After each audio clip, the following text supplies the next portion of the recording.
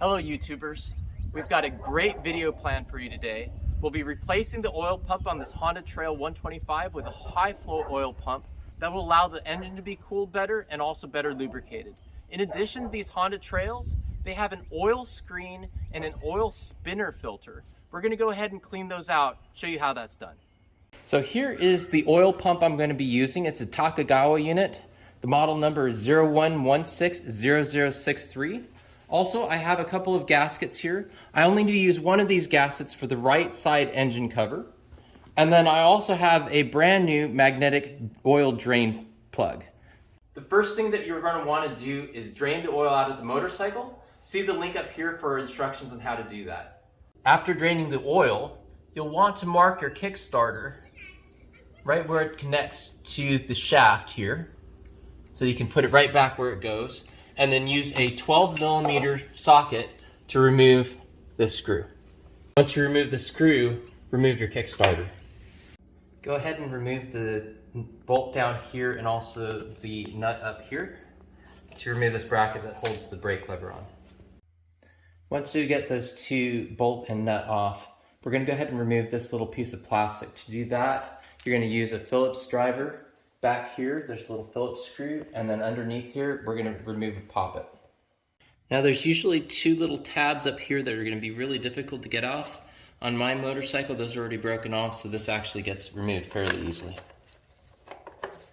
So you can see the underside here. Here's where the two tabs used to be, and then the other are just pushing.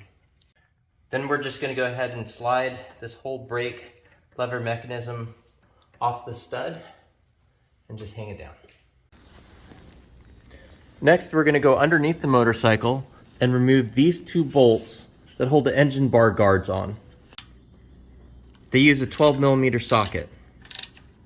Once the bolts are removed, go ahead and swing the engine guard out of the way. Now we're going to go ahead and take out the foot peg bracket by removing these 4 screws. 1, 2, 3, and 4. Again, use a 12mm socket for this. Unhook the kickstand wire so that you got a little bit more clearance as you drop this down. Go ahead and mark the location of this clutch adjustment screw. While using a screwdriver to hold this stud still, use a 14mm wrench to go ahead and loosen. Go ahead and remove the nut and the washer behind it.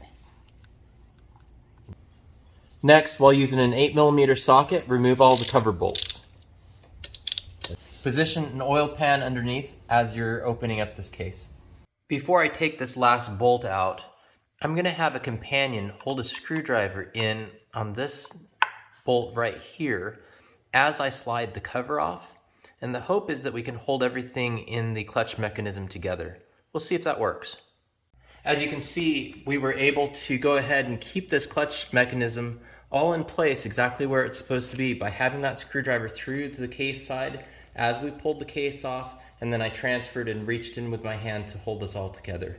Now what I'm going to do is I'm going to use some really tacky red grease and see if I can't get that to just stick there while we do the other operations on the motorcycle. Since I have the help of a lovely companion, I decided to not put grease on it and hold it that way, but rather have her hold it for a period of time. We'll go ahead and see if we can do this really quick for her.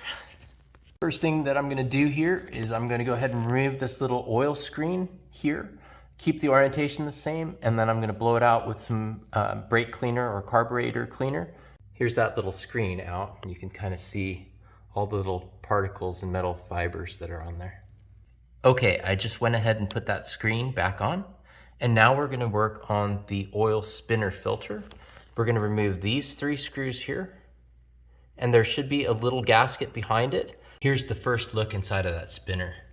You can see all of the crud that I've created with my piston and cylinder experiments, to the extent that, yeah, it's going to take quite a bit of cleaning to get this all wiped out.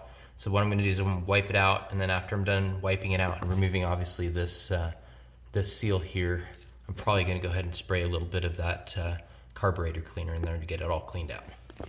Add a little bit of medium strength blue thread locker to each of these little bolts, as you put them in, torque them down to 4 foot-pounds of torque. The way I torqued these down is I went ahead and put a wrench in here and just had the open box end like this, and then it was braced underneath this Kickstarter lever here. Now with a 10mm socket, I'm going to remove the screws that hold the oil pump into place. For these other two, the center was easy to get out, but for these other two, I switched over to a ratcheting 10mm wrench. Once the 3 bolts removed, remove the oil pump. Here's the new oil pump from Takegawa. And then there's also 2 little bosses.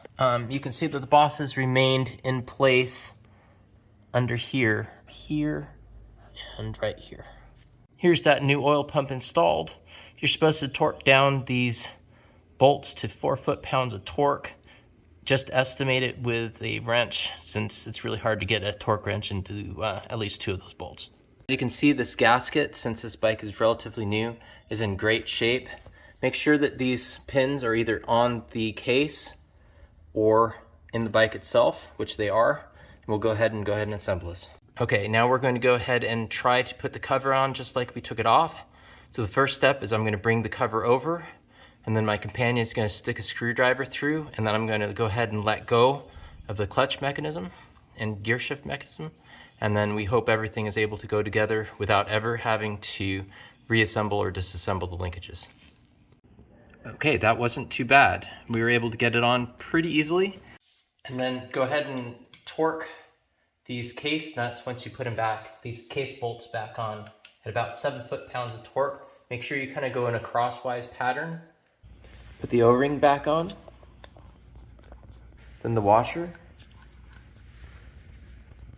and then the nut. And then just as we did when we took it off, we're going to hold this linkage screw here with the flat blade screwdriver as we torque the nut down to 9 foot-pounds. Put the step back on and torque the 4 bolts to 20 foot-pounds. Next, you'll put this brake bracket back on. Now, I've got an accessory for passenger pegs, so your nut's going to look a bit different than mine, but torque this down to 40 foot-pounds, and then go ahead and snug this. You'll have, again, a different type of bolt, but go ahead and tighten that down, probably around 16 foot-pounds. And then you'd rotate the bash shield bars and bolt it in at 20 foot-pounds of torque. Finally, put your Kickstarter lever back on and torque this bolt to 20 foot-pounds. The last step will be putting the cover back on the brake area here. Again, there's a little screw back here and a poppet and 2 little tabs that you'll have to get into. Aside from that, this job is done. And don't worry, I won't forget about my brand new magnetic oil drain plug. I'll put this in right after I put in a new piston and cylinder.